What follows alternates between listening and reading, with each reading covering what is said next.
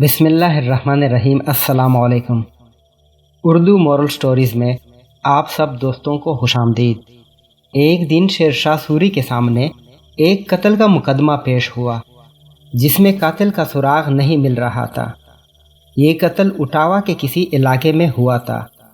شیر شاہ سوری نے مقدمے کی سماعت کی اور اس نے اٹاوا کے حاکم کو حکم بھیجا کہ جس علاقے میں قتل ہوا ہے اس کے آس پاس واقع کسی درخت کو 2 آدمی بیچ کر کٹوائے، اور جو سرکاری عامل اس درخت کے کاٹنے کی اطلاع پا کر آئیں انہیں پکڑ کر ہمارے پاس بھیج دو۔ حاکم نے شاہی فرمان کے مطابق 2 آدمی درخت کاٹنے کے لیے موقع واردات پر بھیجے۔ وہ ابھی درخت کاٹ ہی رہے تھے کہ علاقے کے مقدموں اور معتبروں نے انہیں موقع پر آن پکڑا۔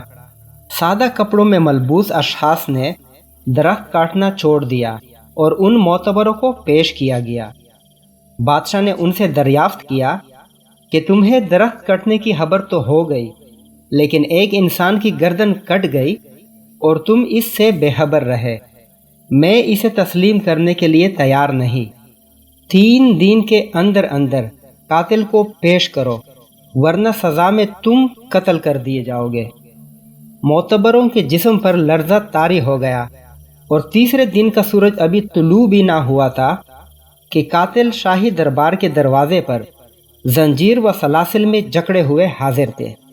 عدل و انصاف کی اسی پاسداری کی وجہ سے برصغیر کا ہر دیانتدار مورخ شیر شاہ سوری کا نام ادب سے لیتا ہے۔